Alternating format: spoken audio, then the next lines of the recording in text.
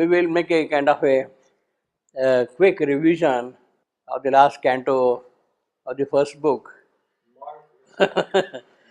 Spirit, freedom, and greater life. You see, and great. You see, that is a wonderful canto also. Absolutely. Well, actually, which is not wonderful, which is not really, and it is systematically everywhere like that, falling in its place, giving a certain kind of a terrible value to the whole thing and all that. You see, no wonder Shivantu had taken a lot of pain in writing these things in every little detail.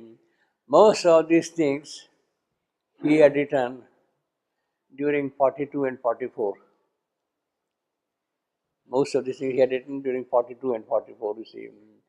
Actually, in 44, there is a double column manuscript on an A4 sheet. He has put two columns, one on the left and one on the side. So all these things are present in his own handwriting on in that double column manuscript. It is that double column manuscript which was copied and made fair by Nirodbaran in a ledger, and then it was read out to Sriavantu. He added a lot of passages there again. It went to the typist. The type sheets were read out to him again, and he added on something like that. So, in that sense, it kind of went on growing even after 44. But I will say, basically, book one, the whole of book one, can be considered as completed by 1945. Definitely by 45, you see. Something may be there, but 44 you can say, but 45 you can take as the same thing, you see. And from that point onward, then he started the other parts of Savitri, part 2 and part 3, you see. Now, the beauty is part 1, all these 12,000 lines, part 1, are entirely written in his own handwriting by him. Whereas part 2 and part 3, much of was added by dictation. There were few rough sketches here and there, some rough drafts here and there, but much of that was basically by dictation. So you can also see a sort of a difference in the quality of poetry and composition between part 1 of Savitri and part 2 and part 3 of Savitri, you see. They are different, you see, because he was concentrating, he was focusing the attention, writing, elaborating certain things for part 1. That kind of an attention he could not give to the other two parts, you see. See. So there is a certain difference in the quality of poetry also between part 1 and the other two parts of Savitri, the second half of Savitri, you see. Now, this canto has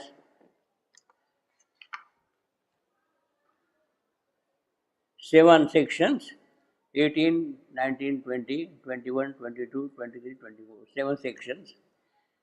Total number of sentences is 136. Total number of words is roughly 4,500 words in this one. Roughly 4,500. So it's a fairly long canto that we see. 4,500 words. It's a big canto we see that way. Now, in the previous canto, we were brought to this point in Canto 4, in the secret knowledge. A power is on him from her occult force. He said power is on him. He doesn't say power is in him. Power is on him from her occult force. The whole description is of the occult nature actually. In fact, that is what we have seen also earlier. Occult force that ties him to his own creation's fate. His own, it is his own creation. And by that power, he is tied to this creation, you see. And never can the mighty traveler rest. And never can the mystic voyage cease. because because the entire purpose of his coming here is the nation dusk is lifted from man's soul. Nation dusk lifted from man's soul. That is the avataric karya, avataric work, avataric mission he has come to do and accomplish. That the dusk is lifted from man's soul. Man is at the moment product of nations, of inconscient nature, and that has to go away. But it cannot be his permanent status, permanent fate, and that has to go away. Now, who is going to do that thing? He. Nation thus is lifted from man's soul, he, obviously. And the elaboration of that thing is, and the mounts of God have taken this night. That is an elaboration of the same line. As long as nature lasts, he too is there, obviously, because he cannot disconnect himself from nature.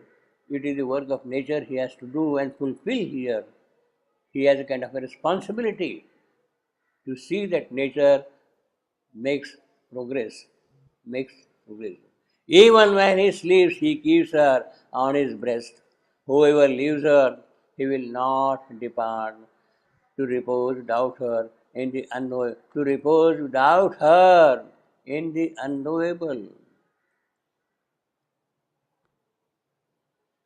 in the paratpara, unknowable paratpara, beyond every manifestation, beyond Sachidananda. That is the unknowable. Means unknowable means the absolute, where everything is kind of present in its potential, and it has to come into manifestation. Because it is present as a potential, it is unknowable. See, what has not come out in manifestation, what can you know about it? That is plain logic of it, you see. It has not come out here, so it is unknowable to you. But it is there. It is there. And the whole purpose is, the whole effort is to bring that thing more and more into manifestation, you see. To repose without her in the unknowable. Now, this is something absolutely unique to Ashwapati. Maybe others will come and go and disappear in the unknowable. But Ashwapati's task is not that.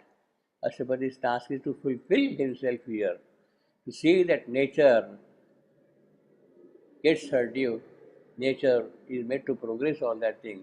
That is the task which is good. So it is till to repose without her. He cannot repose without her.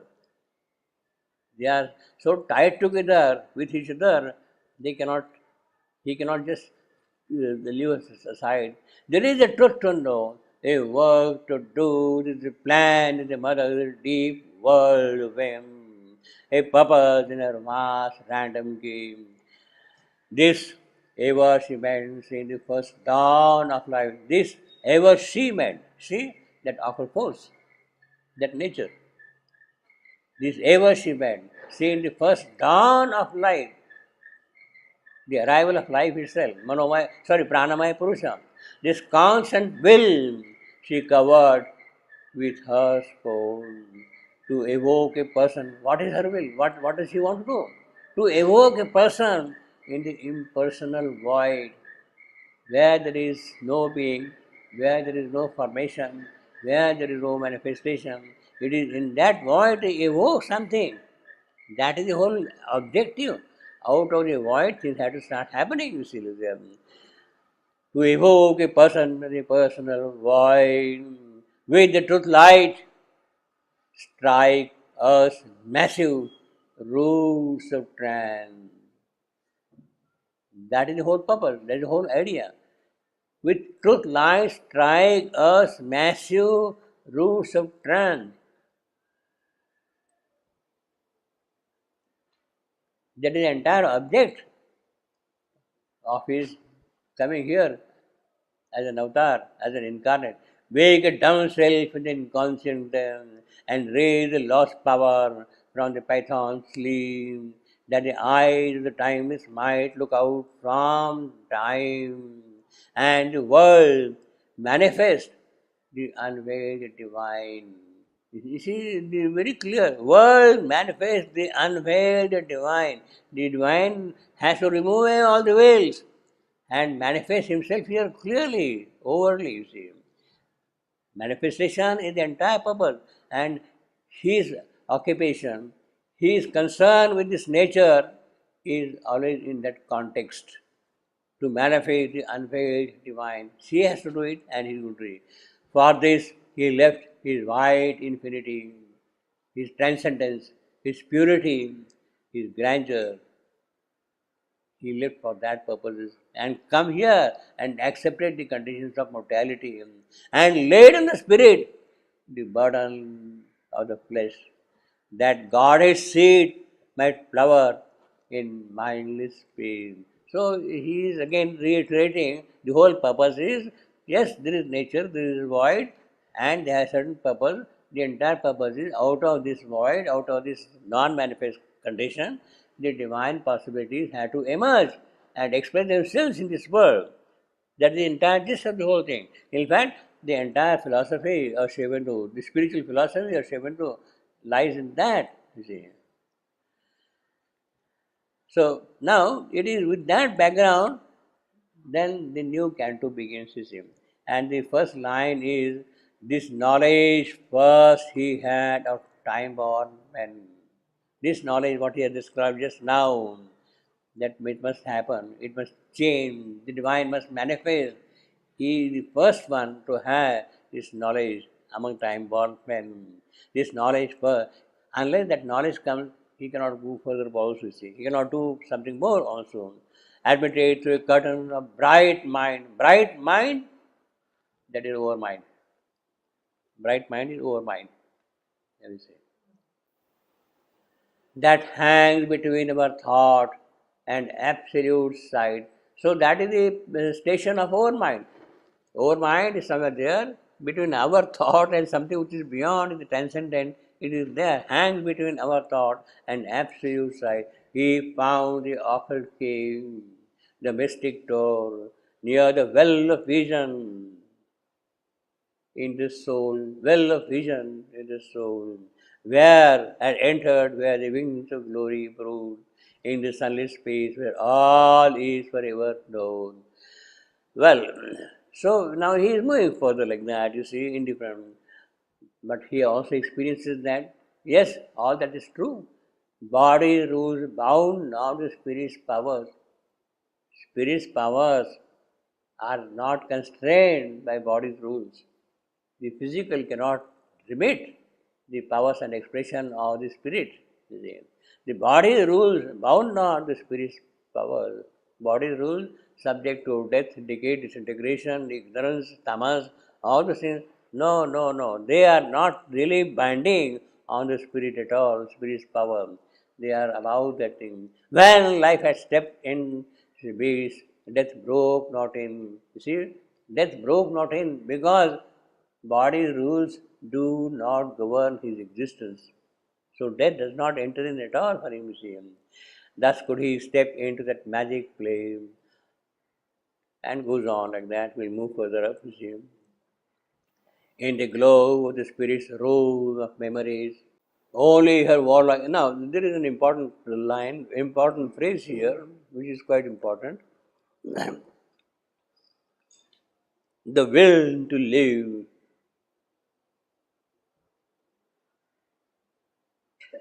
The will to know, the will to live. Under a reign of death, the will to live under a reign of death.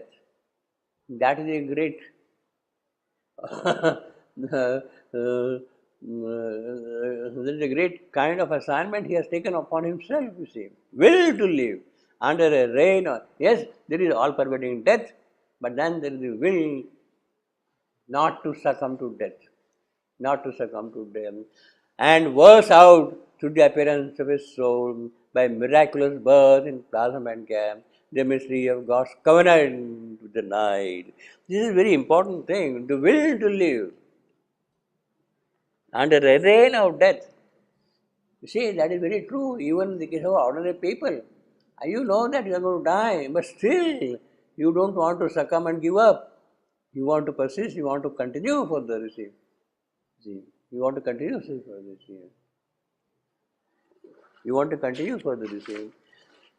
So he is actually now seeing higher planes in the void. This line, very important line. In the void, he saw throne, the omniscience, the supreme. In the void, there is the omniscience. Where is God not present? We don't have the eyes to see Him. But even in the shunya, in the cipher, in the zero, in this void, there is the presence.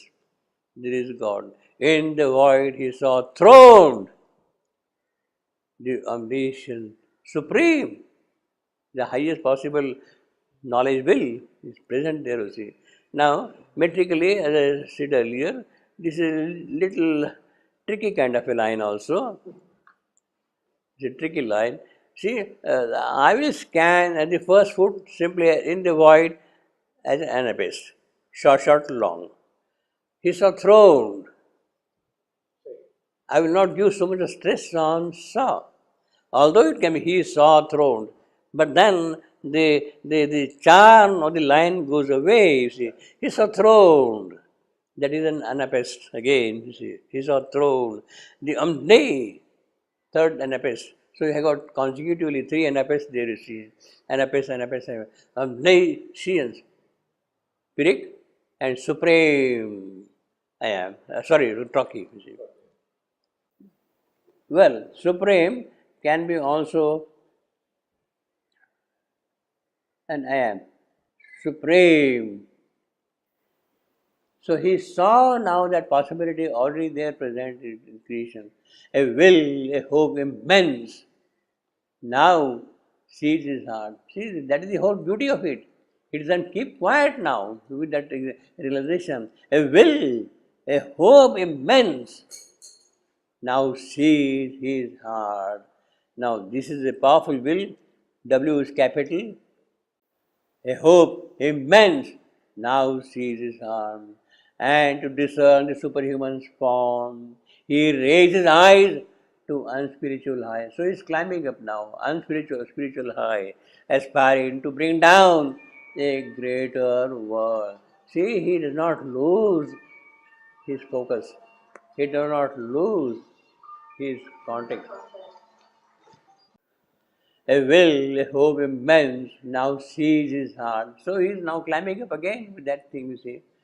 He raised his eyes to unseen spiritual heights, aspiring to bring down a greater world. You see, everywhere Sribandu is very particular about his objective, about his yoga, about his sadhana, what is going to be the fate of him. To bring down a greater world. That is the entire crux of Savitri. The whole of Savitri is actually meant for that, to bring down a greater world. You see. This phrase is most powerful phrase. Bring down a greater world. You see. That is his will now. He is going up individually. See. A brighter, heavenlier sun must illumine the dusk, etc. We'll move on further. You see. His height repelled the lowness of earth. These are descriptions now. Only the beginnings are accomplished here with all that thing, you see. But he has to do a lot of work now, you see. And then there is no perfect answer to our hopes. That is the condition at the moment in which he has to work. There are blind, voiceless doors, voiceless doors, and he has to cross them without key, you see. There is a provender for the mind's society. There are thrills to the place, you see. And then, for all we have acquired, soon loses worth. That is the transient nature of our gains, of our attainments. We acquire, but then it loses its significance. You have done great things, all right. You have built up big empires, you have built up big philosophies, you have built up big literatures and all that thing. But ultimately, they are very small things in the totality of things. See. So loses worth and all disvalued credit in time's bank. It goes away in that thing. See. He saw the doubtfulness of all things here. So it's coming down to problem that there is a doubtfulness of all things here, you see. Saw the doubtfulness of all things here, you see. So he is trying, but again, it may not work. It may fail also. The incertitude of man's proud, confident thought, the transcendence of vision, a thinking being and thinking world, a thinking being and thinking world, an island in the sea of unknown, an island in the sea of unknown, of all things here, the incertitude.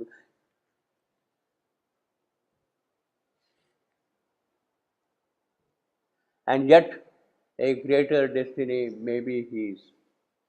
That is the hope. The path is clear. He is very sure about that. Yet a greater destiny may be his. For the eternal spirit is his truth. Obviously. So that greater spirit is not going to be happy with small little things here. It has to make progress. It has to come into play here in a greater and greater way in his creation. And yet a greater destiny may be his, may be his. He has to do sadhana for that. He has to do yoga for that to achieve it. In fact, that is the greatest hope. That is the greatest hope for him. Yes, there are uncertainties, there are doubts. Things may happen, may not happen at all. You will be constantly haunted by these ideas and all that thing. But then there is something within him. Yes, this is not what is all I am here for. I got a greater destiny, a greater power must come here into existence here.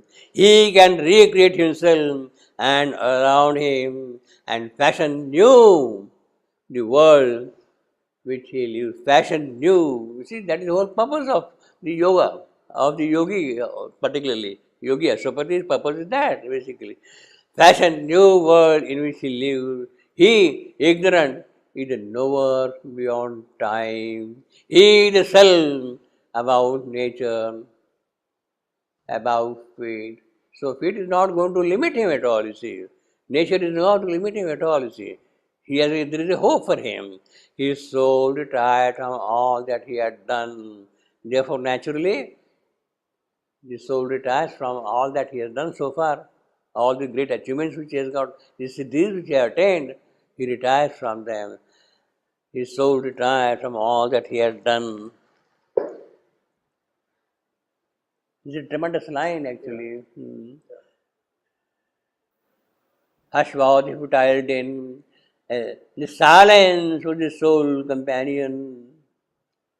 Yeah, impassive. A call was on him from intangible heights. Yeah, he cannot retire. There is a call from him. Indifferent to the little outpost of mind, he dwelled in the wideness of eternal realm. His being now exceeded thinkable space. His boundless thought was never to cosmic sight. A universal light was in his eyes. A universal light was in his eyes. Already there, that great achievement is there. A golden influx flowed through heart and brain. A golden influx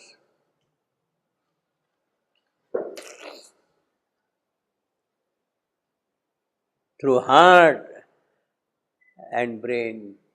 The physical has opened to the supramental.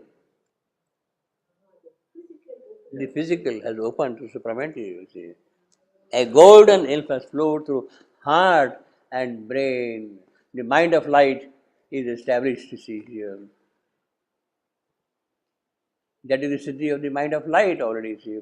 A force came down into the mortal limb, a current from the eternal seas of bliss. He felt in vision and named his joy. aware of his occult omnipotent source. You see, he is aware of his occult omnipotent source. Therefrom he has come. He is aware of that thing, you see. Yeah. Allured with a cosmic ecstasy, but he has come here for that purpose. A living center of the illimitable, he turned to his immense spiritual fate. With that mind of light, with that influx, the golden influx, he now turns towards a higher possibility. Abandoned on a canvas of torn air, the immobile ocean silence saw him pass. The immobile ocean silence saw him pass. An arrow leaping to eternity suddenly shot from the tense bow of time. A ray returning to its parent sun. And then we have got a wonderful line here. Death lay beneath him like a gate of sleep. With that golden influx in his heart and brain, death is now lying beneath his feet, you see. He has conquered death completely, you see. Death lay beneath him like a gate of sleep. It is through that gate he will go to the higher planes of consciousness, you see. Sleep, sushupti, divine knowledge, pratnya. To a few is given that godlike rare release. Well, that's all right. Let him, let him, let him, let him have that release. See. As I told you last time, the Gita also speaks of that. You see, in the deep cosmic murmur, falling still, he lives in the hush. He lives in the hush before the world was born. See, he has transcended this creation. He is now in the silence, deep silence that comes completely. He lives in the hush before the world was born. See. Hush, silence, without an expression, completely. See. He lives in the hush before the world. See, that is necessary also. He has to go to that point. If something new has to happen, it can happen only when you are in that state of hush, when you can really receive the true knowledge, true power, true light in a silence. Otherwise, you will keep on interfering with that, you see. All the deep murmur falling still, he lives in the hush before the world was born. What a terrific line this thing is saying. Before the world was born, his soul left naked to the timeless one. Far from compulsion of created things, compulsion of created things. He is not now anymore compelled by them. Thought and the shadowy at all disappear. The molds of form and person are undone. The ineffable wideness knows him for its own. Yes, he is my own thing. A nameless marvel fills the motionless hour. A nameless marvel fills the motionless hour. What a line! A nameless marvel fills the motionless hour. You have got I am. Last thing is anapest.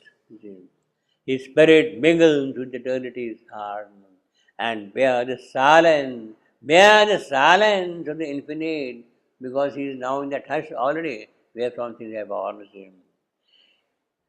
And then in a divine retreat,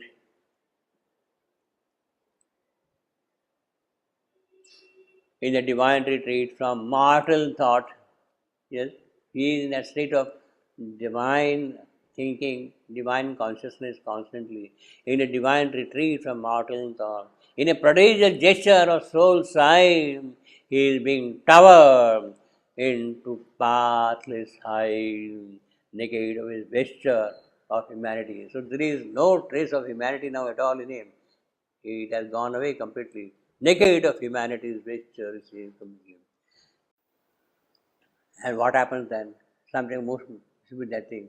A might, a flame, a beauty half visible, with deathless eyes, a might, a flame, a beauty, half visible with deathless eyes, a violent ecstasy, a sweetness dire, enveloped him with a stupendous limb, with a stupendous limb. She is the divine Shakti, might, flame, beauty, deathless eyes, violent ecstasy, sweetness. They have enveloped him now completely. The divine powers are there. And penetrate nerve and heart and brain that thrilled and fainted with the epiphany. His nature shuddered in the unknown grass. Because his nature was not yet ready, he had never experienced that kind of a thing. But now that nature is experiencing that thing. His nature shuddered in the unknown ground. And then we have here this wonderful line. In a moment shorter than death, in a moment shorter than death,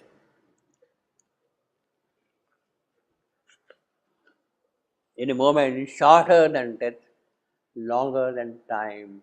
That is the most occult kind of a thing. Most moment shorter than death. When death will come, it does not take any time at all. Just like that it happens. Longer than time. But that time, why we take them longer than time? By power more ruthless than love, happier than heaven, a power ruthless than love, happier than heaven, taken sovereignly into eternal arms, hailed and coerced by a stark absolute bliss, in a whirlwind circuit of delight and force, hurried into unimaginable depth, upborne to immeasurable height. It was torn out from its mortality, that no more exists, and underwent a new and boundless change. It has no limit at all, boundless change. An omnipotent knowledge without sight or thought, a mystic form that could contain the world, into the magnitudes of God's embrace it drew him. See, as and then all that represses our fallen consciousness was taken from him like a forgotten load. So somebody has taken away his load completely, and he doesn't remember that he was carrying the load now. You see. A fire that seemed the body of a god consumed the limiting figures of the past. So all the past is completely buried, gone, disappeared, and made large room for a new self to live. Yeah, you see, that is the condition. If a new self has to come and live here, it has to make a room for that. A fire has come, purified him fully. That is the purpose of fire. Agni is the purifier. All that dross, all that is ignorant, all that is inconscient has to go away. And that is the role of Agni. You see, a fire the same, the body of a god, physical, absolutely consumed the limiting figures to the past. Eternity's contact broke the molds of sin. So all our perceptions, cognition, all the five senses, they have broken now, gone beyond. You have seen now sight behind sight. You are hearing sound behind sound. You are tasting. Means there is the whole idea. The ear behind the ear, the eye behind the eye. It is that which comes into operation now and takes you further. Means your sense organs of perception have acquired their true qualities. Sajnana, they acquire true qualities. The organs of perception, you see, we have got five organs of senses, but behind each organ there is the inner faculty which sees and understands things. You see, it is not that mind understands, the brain understands. There is a mind behind mind which really understands the whole process. It is the taste behind the taste which is enjoyed by the person who is eating that kind of a thing, you see. Taste behind taste, sight behind sight. A greater force than earthly held his limb.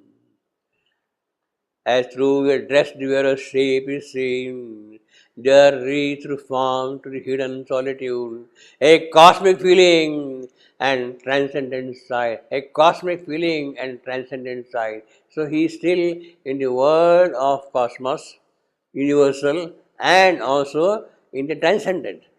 Increase and heighten were the instrument, increase and heighten were the instrument. Instrument, the organs of cognition, five senses. They are the instruments. Illusion, losses, aggrandizing lens, etc. There was no small, death-bound, death-hunted creature more. See, he is not a small person, mortal now. He has gone far beyond that. There was no small, death-hunted creature more, no fragile form of being to preserve from an all-swallowing immensity. The soul and cosmos, the soul and cosmos face as equal power. So that is the greatness of his soul now, you see. That is the greatness of his soul. Equal power. The entire cosmic dimension is under his control now. Soul and cosmos face as equal powers. His soul has gone so wide that he can embrace the entire cosmos also in it. The soul and cosmos face as equal power. A boundless being in a measureless time. Invaded nature with the infinite. He saw unpathed, unwalled his Titan scope. So the vistas are now opening out for him. What is going to happen further, you see? But this is a terrific line. The soul and cosmos face has equal power. What a great siddhi of Ashwapati, you see. And then all was uncovered to his soulless, to his sealless eye. A secret nature. Now there is the description of secret nature. The inner nature. There is the inner mind, there is the inner vital, there is the inner physical, and they have their own role to play here. Secret nature, you see.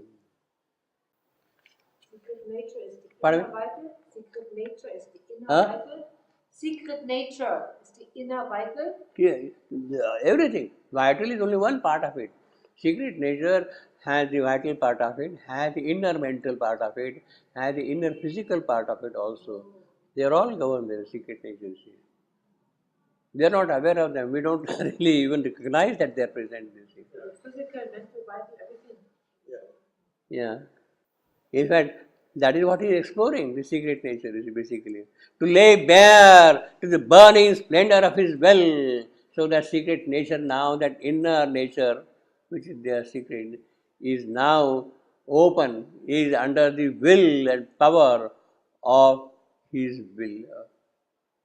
Bare to the burning splendor of his will. Bare to the burning splendor of his will. A shadowy chamber, in shadowy chamber, lit by strange sun, indescribable,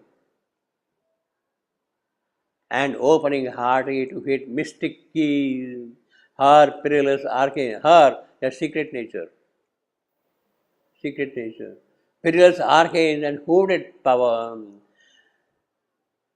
and bow the compulsion of time-born gaze, incalculable in their wizard gaze, immediate and invincible in the act. Her secret strength native to greater, her secret strength native to greater world. See, this is what the secret nature has, that power. She has power native to greater world.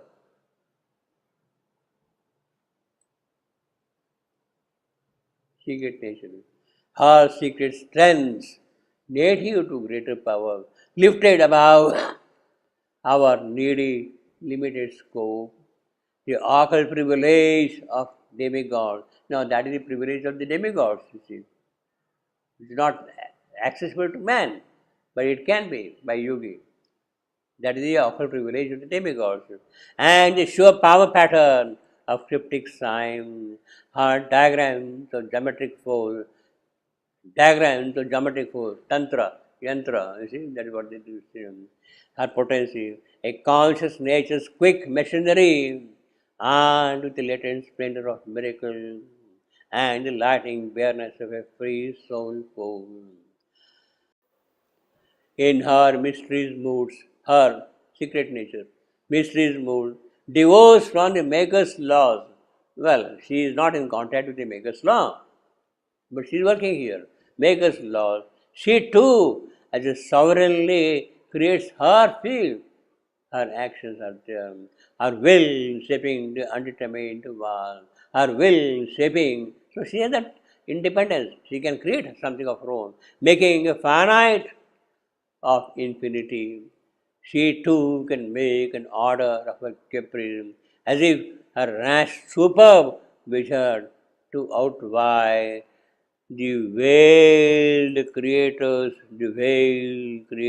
cosmic secrecies. That is what she is doing. The veiled creator, she is kind of copying, unconsciously going by that, you see, veiled creator, you see. So there is sort of a design behind it, and she is able to see that, you see. All she new fashioned by the thought and word, compels all substance by her wand of mind. So this is mind now which is really working here. The mental, the inner mental, the inner vital, the inner physical. Mind is a mediator divinity. So you should not underestimate the power of mind. It has a role to play in the inner world, in the secret natures working. Mind is a mediator divinity, mediator between life and higher knowledge. His powers can undo all nature's work. Mind can suspend or change earth's concrete, a giant ignorance, this dwarfish life. It can illumine, that mind can illumine the dwarfish life.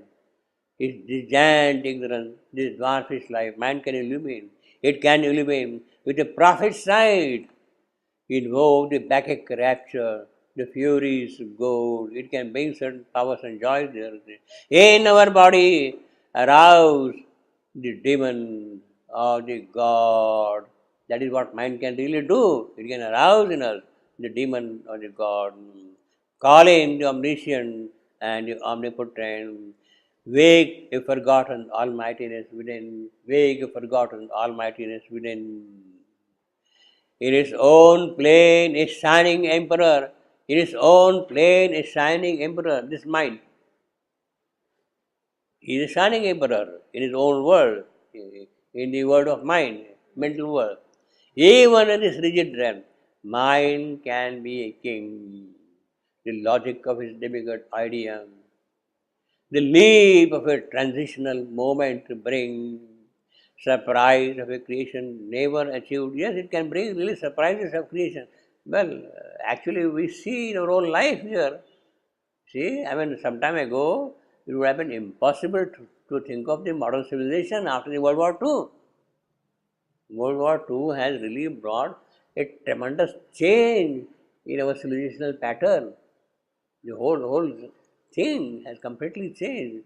So the World War II it was something wonderful, but that is all a creation of mind in a way. Of course, there are occult forces also working. Occult forces are also behind that. Even in this rigid realm, mind can be king.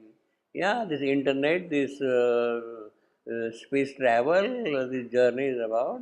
I mean, these are absolutely miraculous things. Even developing new germs, the new species of life, new plants. You keep on grafting and doing them, you see. Cellular transformation is there. Surprise, all miracle here and can buy miracle same. This is the secret nature, edge of mind. This mind, secret edge of mind. Yeah, secret nature which he is describing. I mean, the acme of the secret nature is this mind. As I said, secret nature will have the inner physical, the inner vital, the inner mental, but the more powerful is the secret edge of nature, mind. On the margin of great immaterial plane, in kingdoms of an untrammeled glory of form, where mind is master of the life and form, and soul fulfills its thoughts by its own power. She mediates, she mediates, Meditates. force, where mind is master, the soul fulfills its thought. She mediates upon mighty works and laws on the unseen link that join parties sphere, the lower hemisphere and the upper hemisphere, the world of ignorance below our mind, the world of superconscious starting from supermind. These two she can join. She mediates upon mighty words and looks on the unseen links that parted the spheres.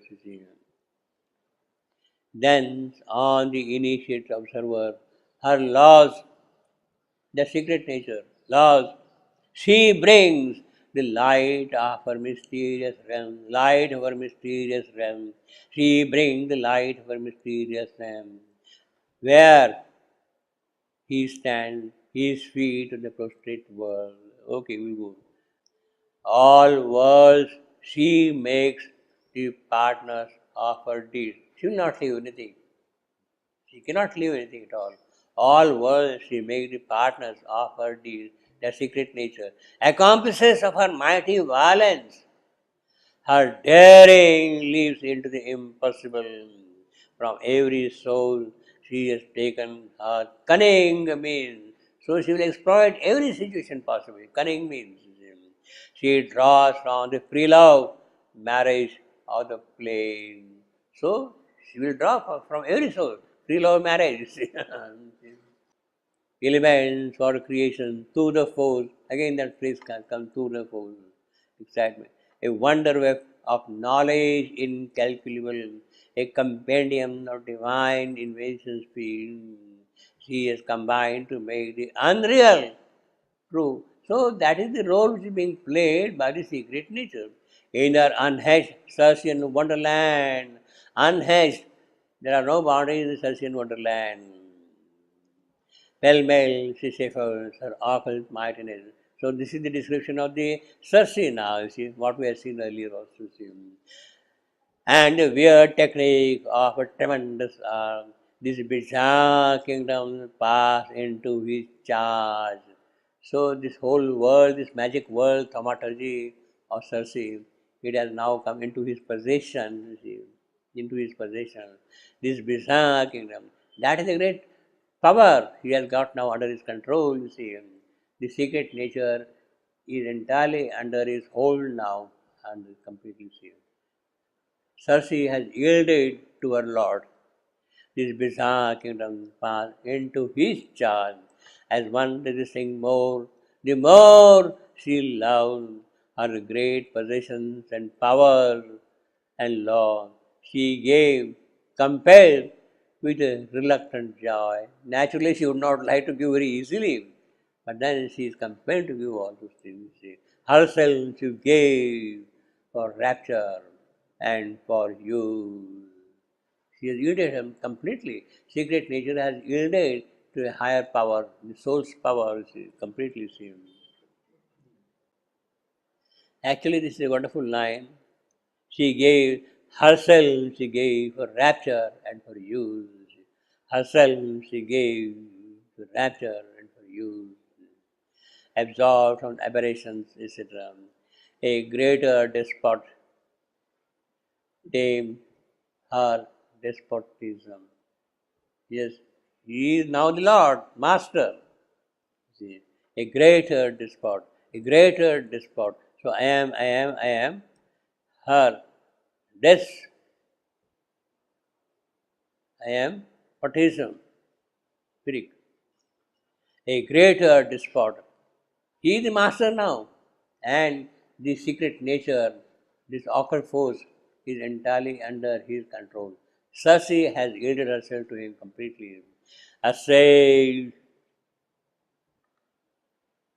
surprised in the fortress of self, conquered by her own unexpected king. She didn't expect that this will happen. She didn't expect that this will happen because she was so safe all along. Through the years and years and years of work, she was able to do her work without being challenged anytime, anywhere at all. But now suddenly she feels something else. This man has come and he has taken possession of her, fulfilled and ransomed by her servitude. She yielded in a vanquished ecstasy. Her sealed, erratic wisdom flows from her, fragment to the mystery of omnipotence. Her wisdom is, after all, fragments from the omniscience. They are there is a purpose, and they have a role to play also. So that is the secret nature. And now comes the a borderless sovereign, another aspect of the occult force, bordering on the overmind, the overmental nature, overmental nature. A threshold guardian of the earth, saints and beyond. This force is the threshold guardian. Yeah, that is what it does receive. It does not allow you to immediately go into that other part. A borderless sovereign, the occult force, a threshold guardian of the earth beyond. And cut through vistas of intuitive sight, a long road of shimmering, obviously shimmering, because there is not a supramental light there. It is your own mind light, therefore shimmering. Shimmering discovery, the worlds of a marvelous unknown were near. Marvelous unknown were near. Now that is what is happening. He is going to enter into Sachidananda. A border sovereign is allowing him to enter into the world of Sachidananda. A long road of shimmering discovery. The worlds of a marvelous unknown were near. Behind her, an ineffable presence stood. Behind her, that border force, an ineffable presence stood. Ineffable Sachidananda. He is there behind her. Her reign received their mystic influences. Now, here, behind her, an ineffable presence stood. Okay. Her reign received there. There stands for the worlds of a marvelous unknown, of mystic influences.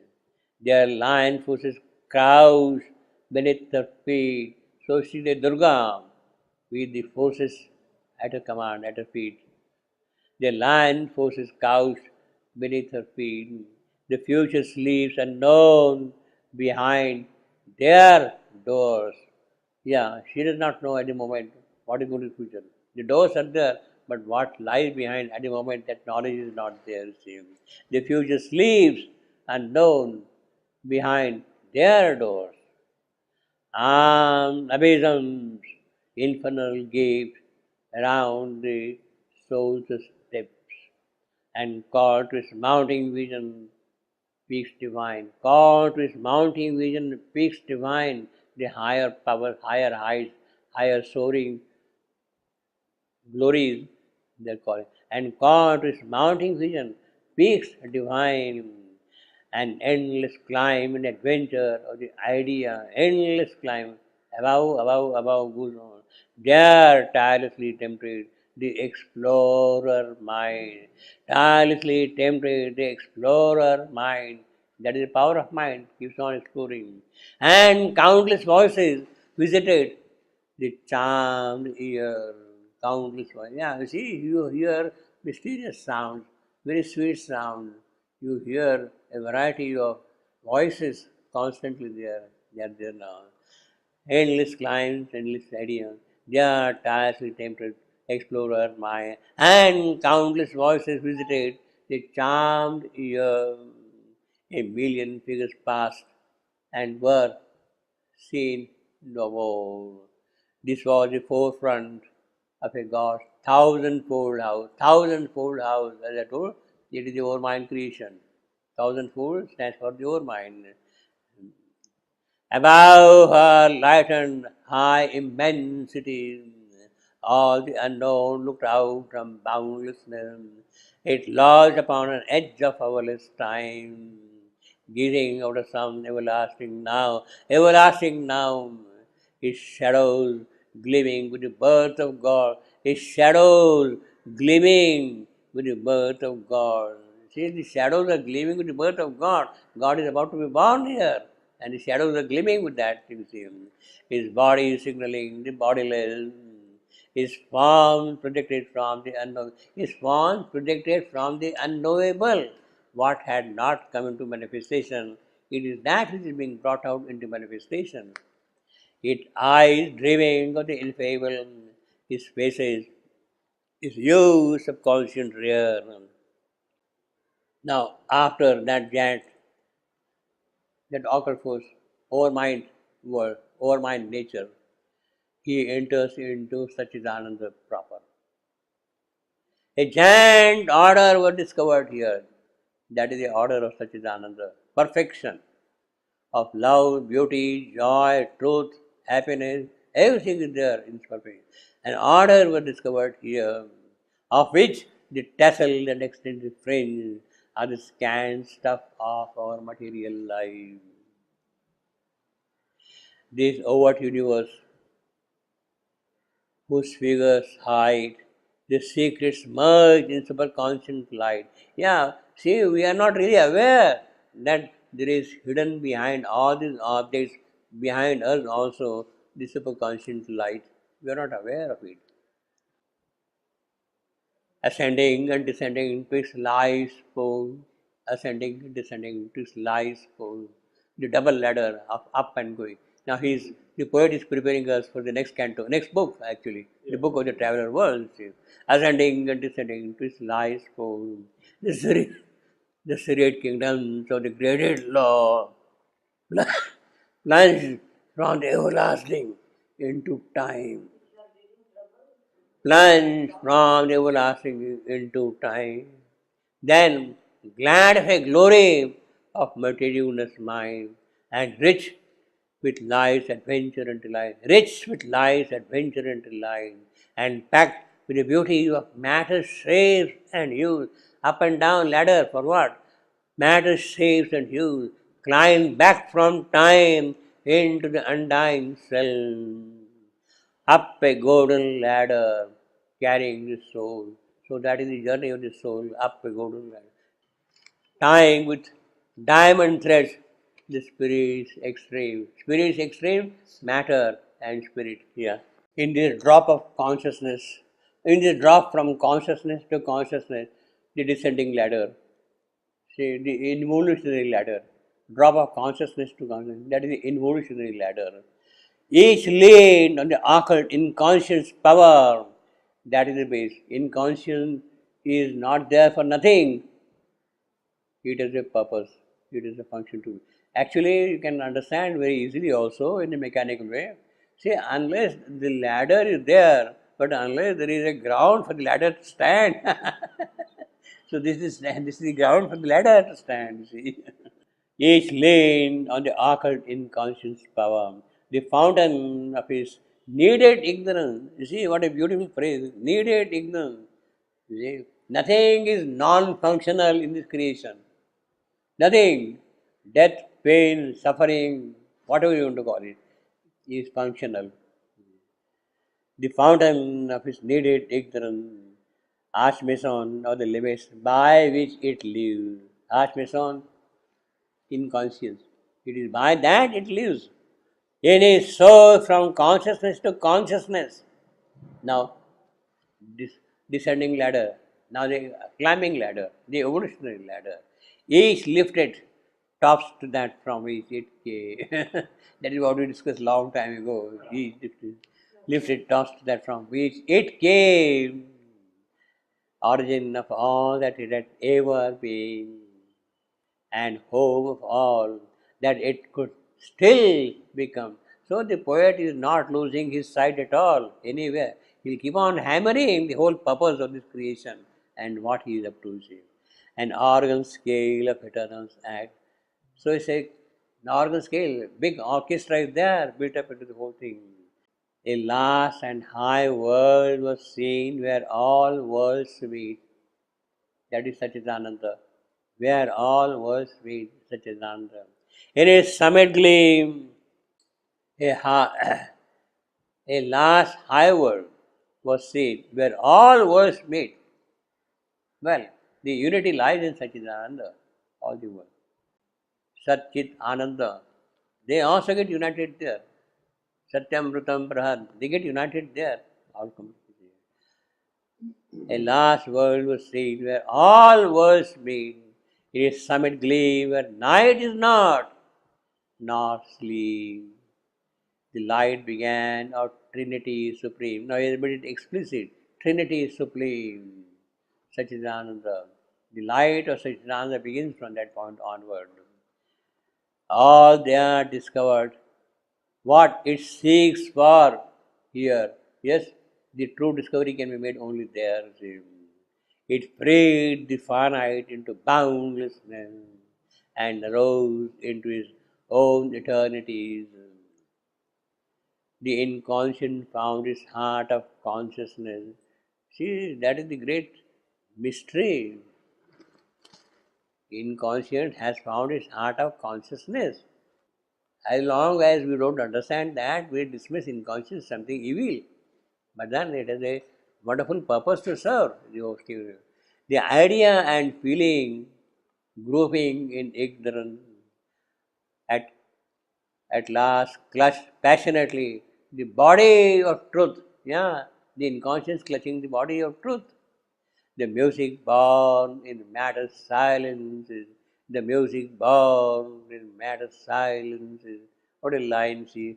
The music born in matter silences. The music born in matter silence. Plucked nude out of the ineffable fathomlessness. The meaning it had held out could not void. The perfect rhythm, now only sometimes a dream. Yeah, that is true. We only dream perfect music, perfect rhythm, perfect harmony. The perfect rhythm, now only sometimes a dream, an answer brought to the torn earth hungry in thee, rending the night that had concealed the unknown, rending the night that had concealed the unknown. The unknown was concealed by the night that has gone away with Satchidananda. With Satchidananda that has gone away, completely gone away. Rending the night that had concealed the unknown, giving to her lost, forgotten soul to the night is a grand solution below the long impasse in which the heights of mortal effort end. Actually, this is a perfect kind of spiritual philosophy or shaven to in the lines, you see. An answer brought to the earth, torn, hungry, the rending the night that had concealed the unknown.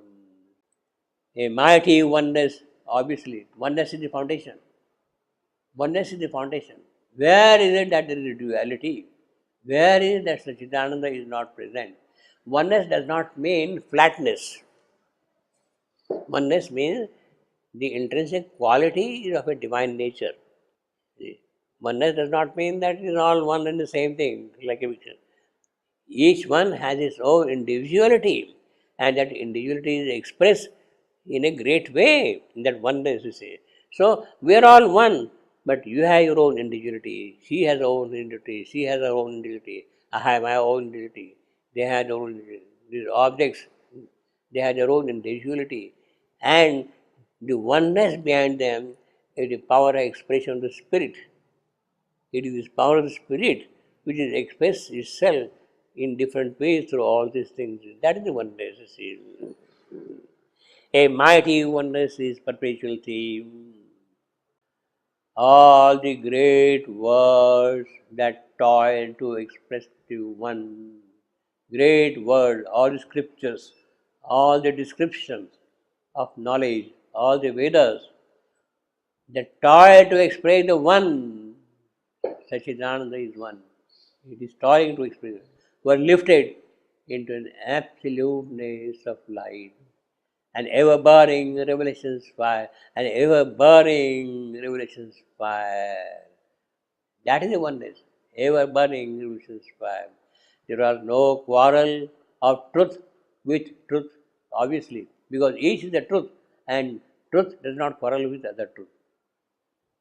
It admits that it can be like this, it can be like this, it can be like this, because the basis of expression is truth everywhere. Retold in light by an omniscient scribe, travel to difference towards unity, mind's winding search that garbed the initial. Okay, a paean swell, obviously, a cry at the moment to the immortals of bliss, as if the strophes of a cosmic ode. So, this is what I was explaining to you last time. Strophes, a group of people will sing from this side.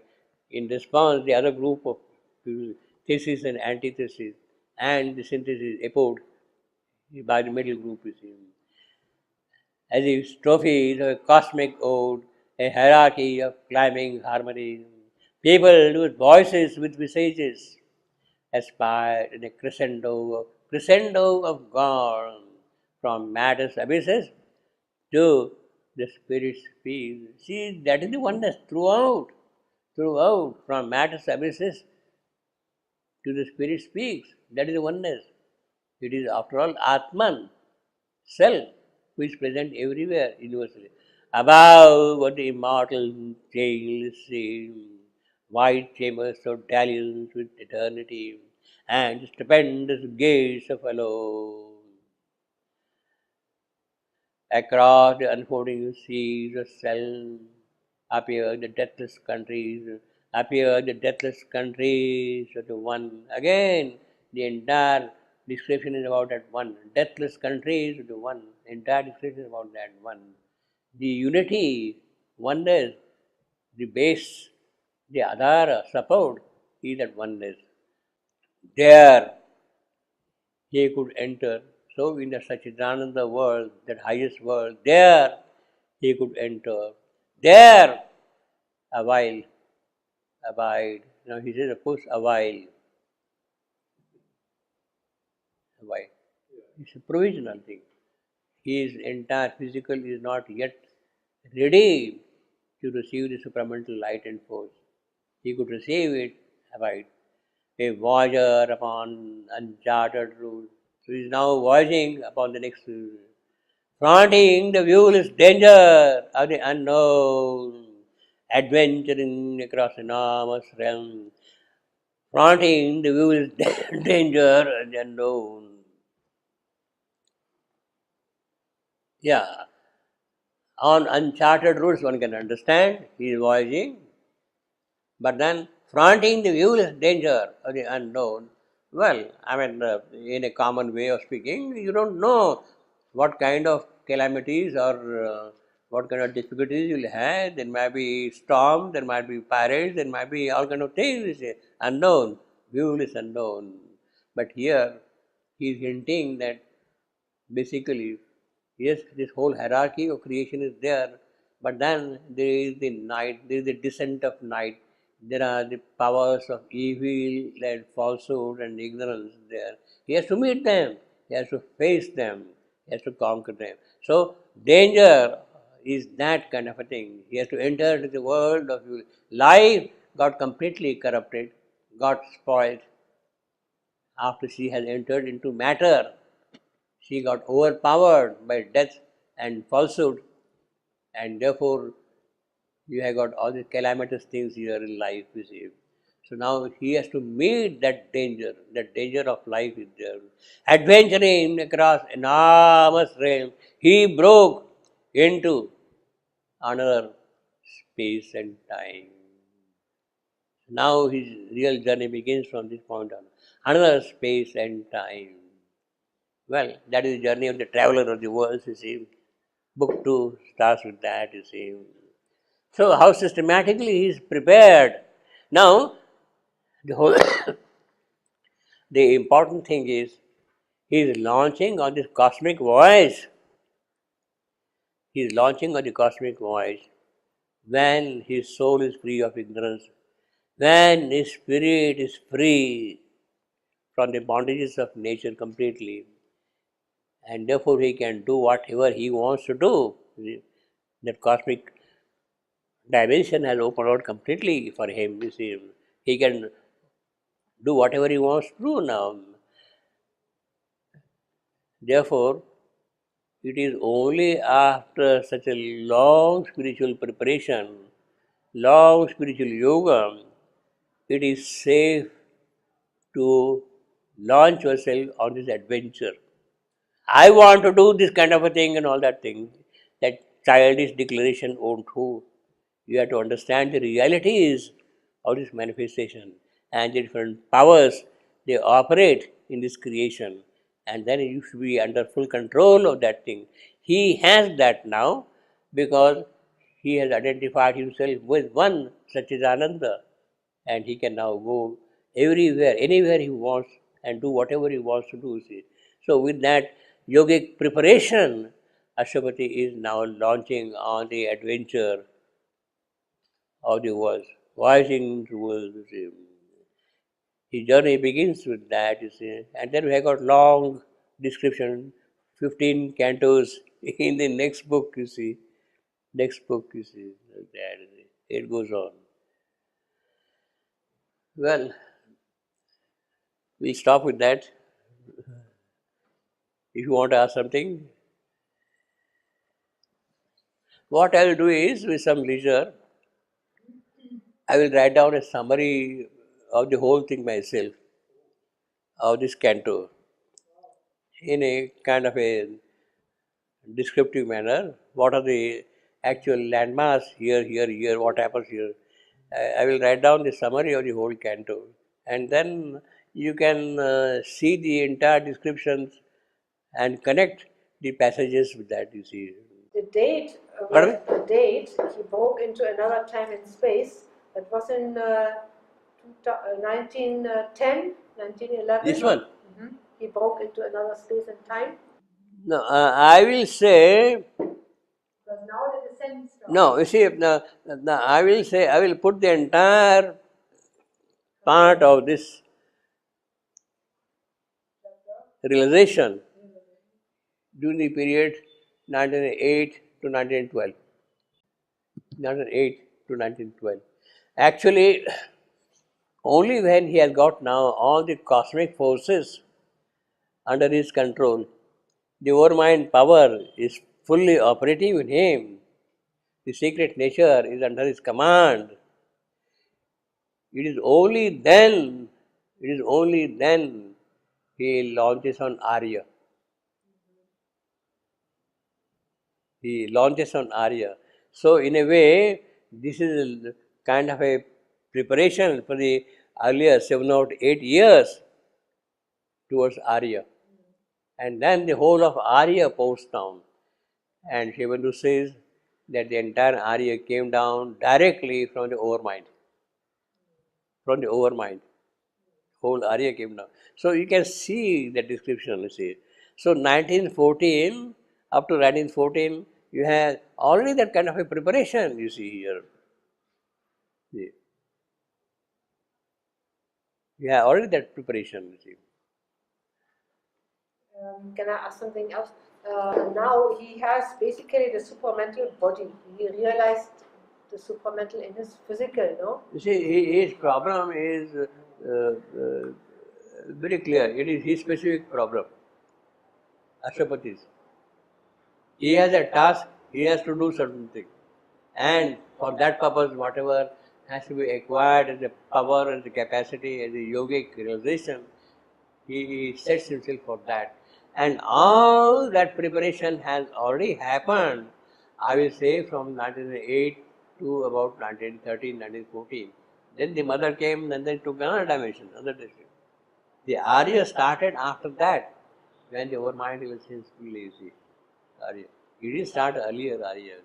Although, here and there, you have his record of yoga, starting from 1912.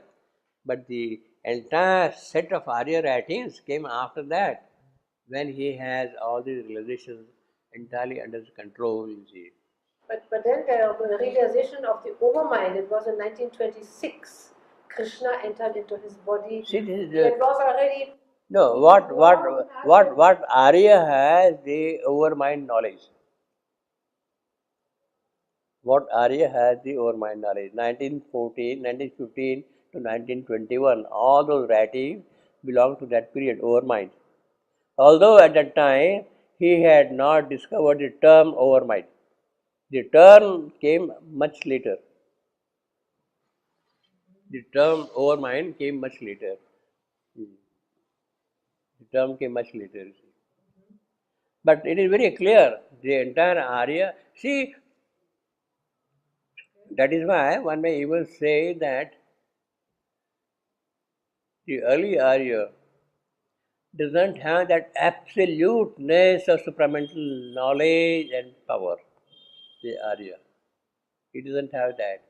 See, that came afterwards, after his Siddhi in 1938, when he concentrated essentially. Basically, what did he do? He revised Life Divine first in 1940, 41, 41, 42, after his accident.